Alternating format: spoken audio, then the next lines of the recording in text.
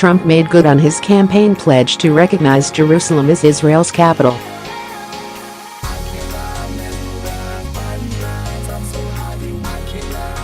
In a much-anticipated speech from the White House, Trump argued that it was the right thing to do to acknowledge the reality that Jerusalem is the seat of Israel's government.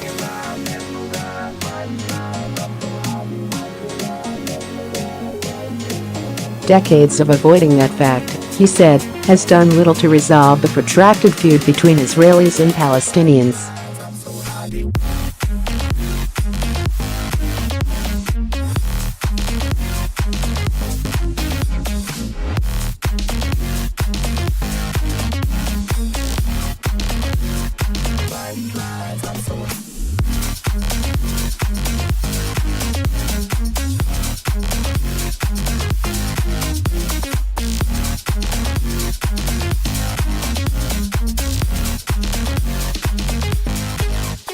Trump said that the United States still wanted a negotiated peace agreement and would support a two-state solution if agreed to by both sides, and that he was not seeking to dictate the boundaries of Israeli sovereignty in the fiercely contested Holy City.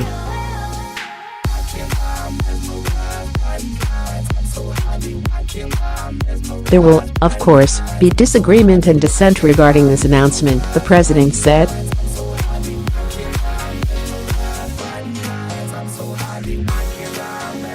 He appealed for calm, for moderation, and for the voices of tolerance to prevail over the purveyors of hate.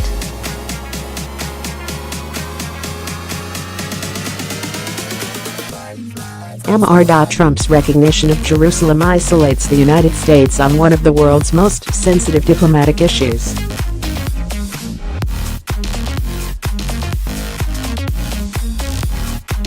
It drew a storm of criticism from Arab and European leaders, including some of America's closest allies.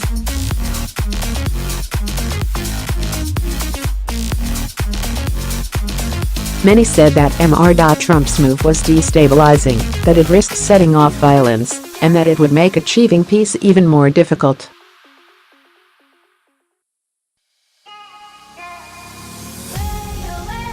It also threw into doubt his ability to maintain the United States' long-standing role as a mediator of the Israeli-Palestinian conflict.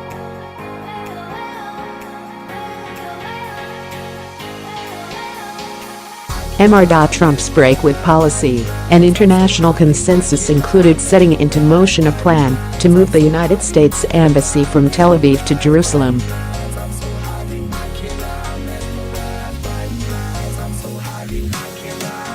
Although that will not happen right away, Palestinians saw it as a deep affront.The Palestinian President, Mahmoud Abbas, a veteran of the peace process, said bitterly that the United States had effectively scrapped it.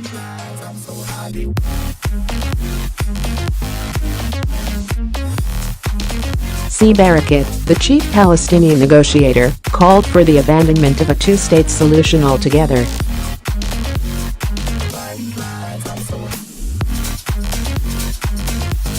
Among Israelis, however, Trump's announcement drew praise, not only from Prime Minister Benjamin Netanyahu's right-wing government, but also from liberal opposition leaders.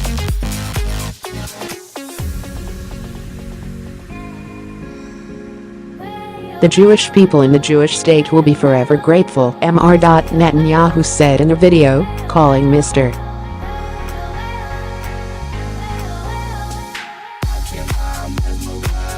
Trump's decision courageous and just and an important step towards peace. Yair Lapid, the leader of Yesh Atid, a center-left opposition party, said policies should not be dictated by threats and intimidation.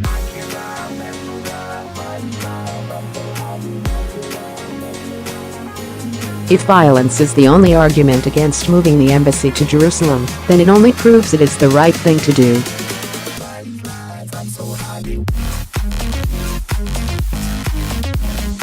Naftali Bennett, the education minister and leader of the right-wing Jewish Home Party, said American recognition of Jerusalem as Israel's capital shows that Israel's strategic patience has paid off.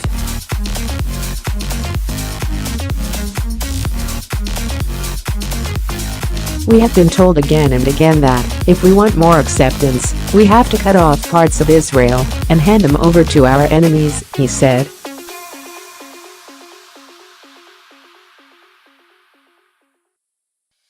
"What we are learning is the contrary. The world respects strong countries who believe in themselves and looks down on countries willing to give up their homeland."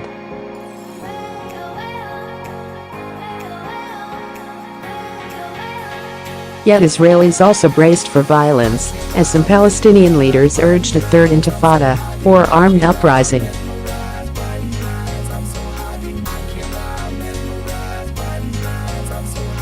Fatah, Hamas and other Palestinian factions called a general strike for Thursday, urging residents of the West Bank and Gaza to join marches in every city. An official said the Palestinian schools would be closed.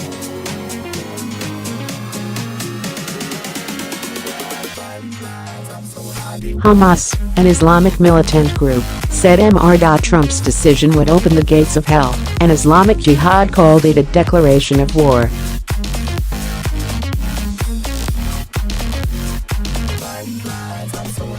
By late Wednesday night, there were only scattered, unconfirmed reports of gunfire and clashes with security forces in several West Bank cities.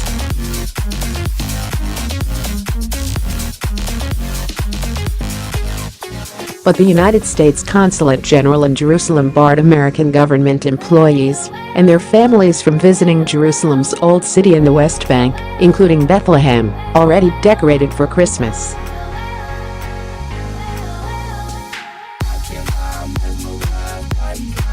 Government workers were permitted to conduct essential travel only. American citizens were advised to avoid crowds.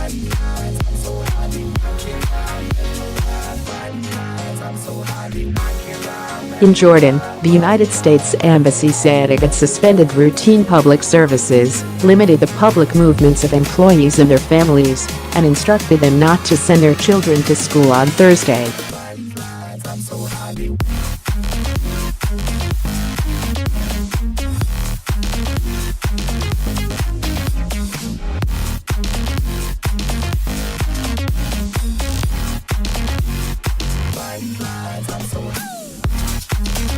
The Palestinian issue, long a binding force in Arab politics, has slipped in importance in recent years, overshadowed by other conflicts.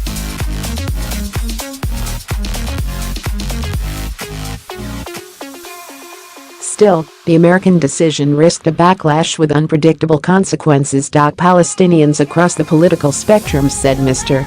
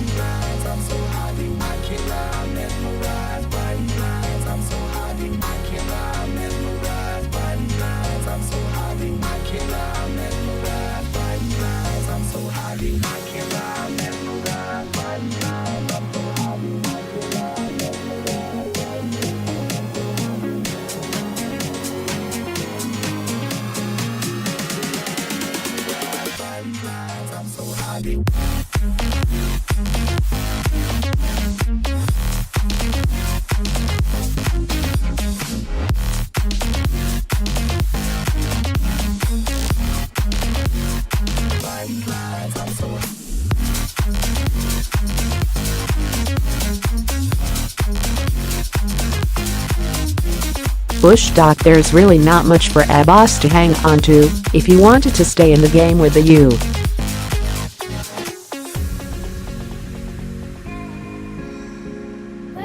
U.S. Kurtzer said. Trump's decision was driven by a campaign pledge. He appealed to evangelicals and ardently pro-Israel American Jews when running for president in 2016 by vowing to move the embassy.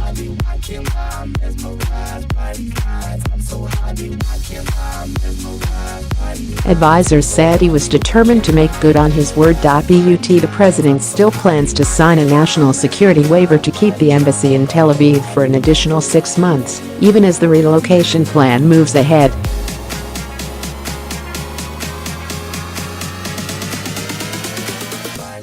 White House officials argued that Trump's decision would bolster his credibility as a peacemaker by showing he can be trusted to deliver on promises.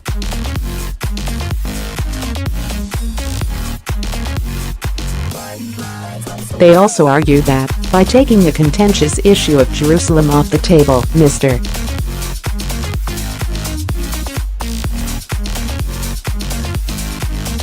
Trump had removed a recurring source of ambiguity. Those arguments were rejected by Mr.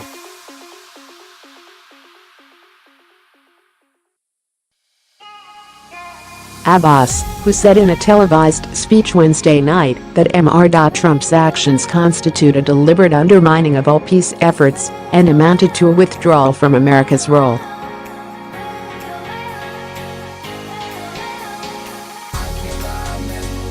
The decisions on the embassy and recognition of Jerusalem also reward Israel for denying agreements and defying international resolutions, and encourage Israel to pursue the policy of occupation, settlement, apartheid and ethnic cleansing, Mr.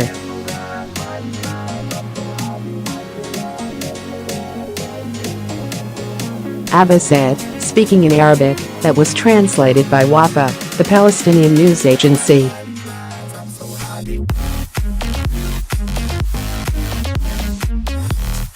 Yet the Palestinians, weak and divided, did not appear to have many good options or any clear ready response.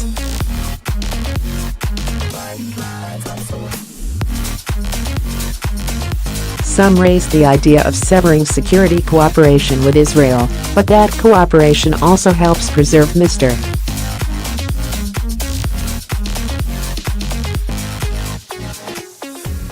Abbas' authority.And breaking more forcefully with the United States could jeopardize the vast sums of aid the Palestinian Authority receives from Washington.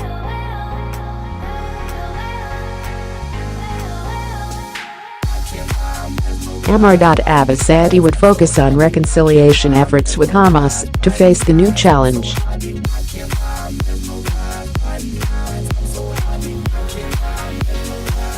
But the American declaration could actually hurt those efforts. This development will push Hamas to become more hardline, said Yesh Atid, a Palestinian political scientist at Birzeit University in the West Bank.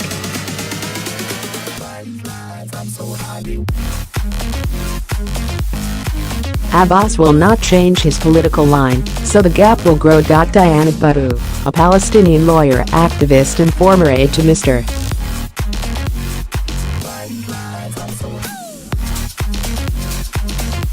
Abbas said the peace process had failed him. He has to switch tactics, she said, pointing to international measures like the boycott, divestment, sanctions campaign and pressing charges against Israelis in the International Criminal Court.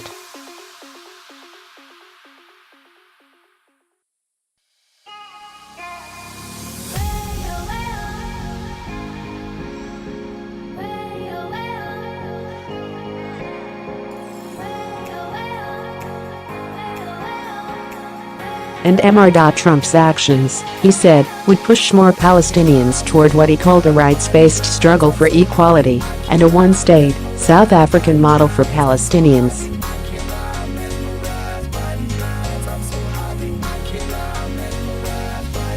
Nothing better symbolizes for Palestinians the idiocy of the strategy that their leaders have been pursuing and the absolute fruitlessness of it than what just happened at the White House today, he said.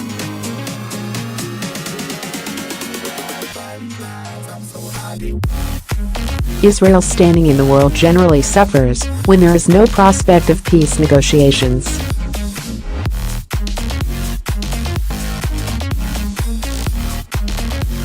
But Israelis on both the right and left dismiss the notion that Trump's declaration was a death knell.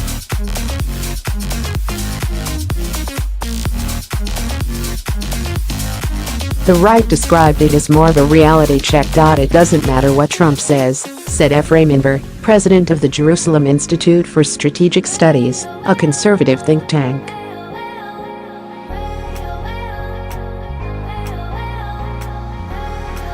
It matters if the Palestinians are ready to compromise on this issue or not. Still, Mr.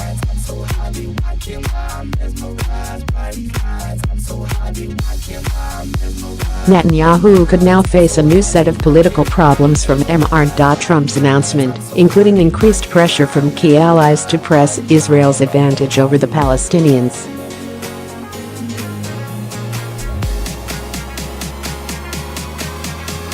Already, there is a push to redraw the boundaries of Jerusalem to eject much of its Arab population and add tens of thousands of residents to Israeli settlements.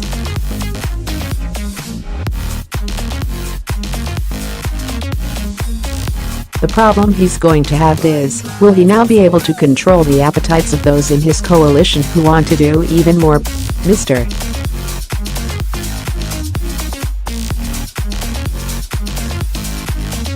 Kurtzer said. Others warn that Israel might have to pay a price down the road if Mr.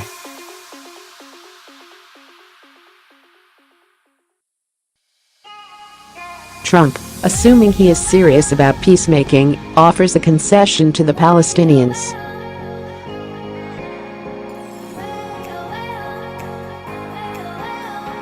The next time Trump wants something from Israel, said Nachman Shai, a Labour Party member of the Knesset, I'd like to see who will say no.